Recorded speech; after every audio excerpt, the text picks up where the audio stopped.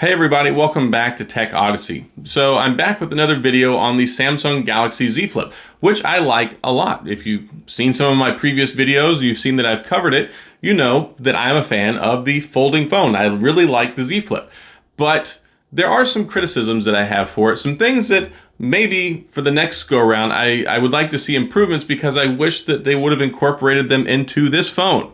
Now, that's not saying that I don't like this phone. I like this phone a lot. But there are some things that I think could have been a little bit better.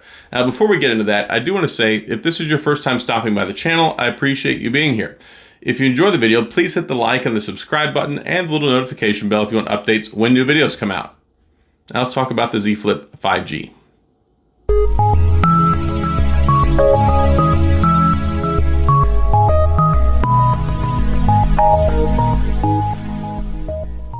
All right, straight out of the gate, I think my first criticism of this phone has to do with the name itself, the 5G. See, when this phone came out, they could have put the Snapdragon 865 in it and had a 5G antenna in here. Clearly, they haven't made any changes to it. It looks exactly the same. It has the same screen, it has the same speaker, it has the same battery. So to make a phone and sell it for $1,380 and then just a short 4 or 5 months later come out with a 5G model and charge $1,449 for it, that kind of irks me. I wish that it had been an actual legitimate upgrade and not just a, hey, we threw a new processor in it and gave you 5G. You're welcome. Here's a matte finish. I hope it's worth the $69. So that's the first thing that I'm not really crazy about. I really like the Z Flip, and there are some improvements in here. I mean, the Snapdragon 865 Plus is legitimately better than the 855 Plus. You can tell it's a little bit snappier, but the other thing that you kind of get with that segues into my next problem. So the second thing that I don't like is that it still has too small of a battery. The Z Flip would get me till about 7 o'clock, 7:30 in the evening, and then I would have to put it on the charger so I could get through the rest of my evening, which I'm mostly okay with. It will get me through the work day, but it won't get me through an entire day. Maybe it will for you, but not for me. In this new one, they put essentially a bigger engine under the hood, and they put a bigger antenna on it. So with the Snapdragon 865 Plus and with the 5G antenna, that uses more juice. So if you're going to put hardware in here that uses more juice, you need to put more juice in it. And with the 3300 milliamp battery, I feel that what was kind of just good enough is probably a skosh down from that now. Maybe it'll be okay, but I'm still waiting for the battery to break in, the adaptive battery, learn my patterns, behaviors, and stuff so it can optimize the battery and how it uses energy in my phone. But they really needed to put a bigger battery in here. If they even went to 3500, 3600, something just incrementally bigger to offset the addition of the 5G antenna and the Snapdragon 865 Plus. I really, really wish that they would have done that because this phone needs more battery.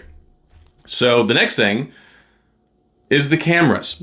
They didn't change the cameras at all. Now it has two 12 megapixel cameras on the back, which are not quite even as good as the S10.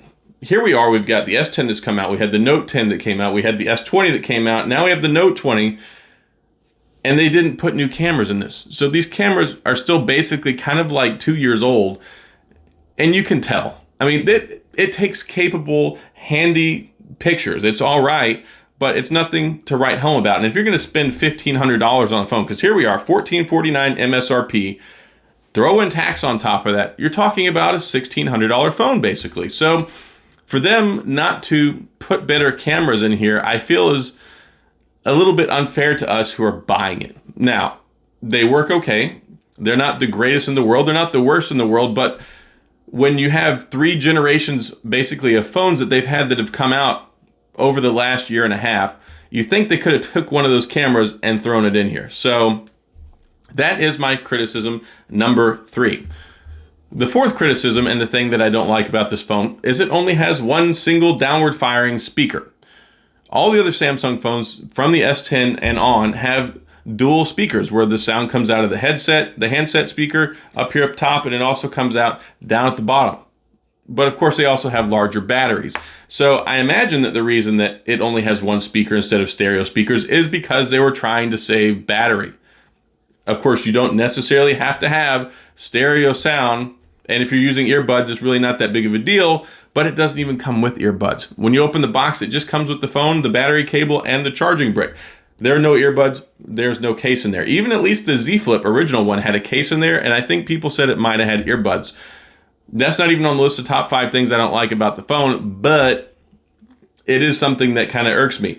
So the sound experience is not necessarily bad, but it's not as good as I think that it could be. And I really think that they just handicapped it with one speaker because they didn't have the juice to push both of them, which kind of makes sense because the battery is really small. I mean, come on, how many other phones do you know that are out there that have a Snapdragon 865 Plus and just over a 3,000 milliamp battery? Just saying, they all have very large batteries. So the last thing I want to talk about, and the last thing that I don't like about it, is the price. They didn't really change a whole lot. I mean, yeah, granted, I guess the Snapdragon 865 Plus and the 5G antenna is worth an additional $69, but they didn't really give us much of a refresh other than that. So it's not like they went back to the drawing board and said, we did this, we did that, we're going to change this, we're going to optimize this. It's all exactly the same other than these few things. So I feel like having come out just a few months later, it should have probably been the same price.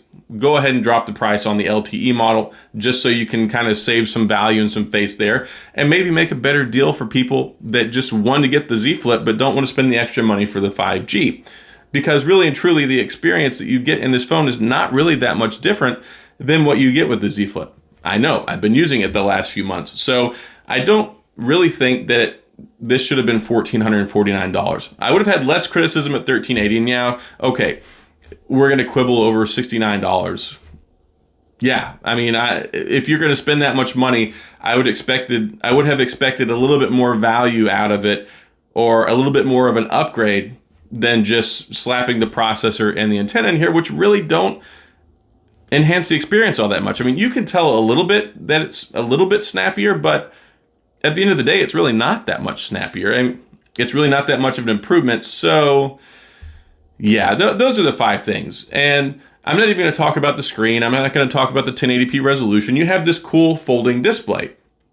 I get it. It's all right. Not once have I picked up my Z Flip or the Z Flip 5G and looked at the screen and been like, you know what? I wish this was Quad HD Plus. And then if it were higher resolution, it would have worse battery life. So I'm okay with the 1080p. I'm okay with the 60 hertz. But there are some things that I really hope that they do address whenever the brand new Z Flip comes out next year, which will be the actual upgrade instead of a tech refresh where they just throw a little bit at us under the hood with the processor and the modem and put a matte finish on it. Now, I do like the matte finish, but as you can see, clearly here it's inside a case.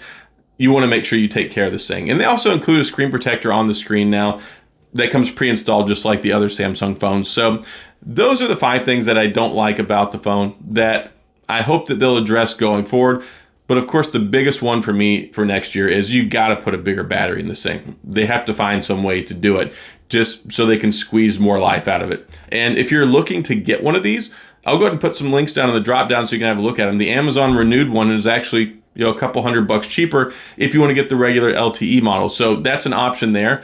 And having just upgraded from the LTE model to the 5G model, if you want one of these phones, just get the LTE model. There's not a whole lot of compelling reason at this point in time to buy the 5G if you can get the other one cheaper. Now, if you don't want to buy Renewed, if you don't want to get a used one, if you don't want to look for a deal, then I would say buy the 5G over the other one just because it's newer. It'll have a little bit longer warranty, a little bit longer longevity with the 865 Plus instead of last year's 855 Plus. So there's some considerations there, but if you can get a good deal on the regular Z Flip, totally go for it because you're really not going to notice much difference. And all the accessories and the cases, basically, they all work the same as well. So anyway, that's all I've got. If you have any questions or comments, please feel free to leave them down in the comment section. I'll get back with you. If you enjoyed the video, please hit the like and the subscribe button and the little notification bell if you want updates when new videos come out. And as always, thanks for being here. I appreciate you watching, and I'll see you guys next time.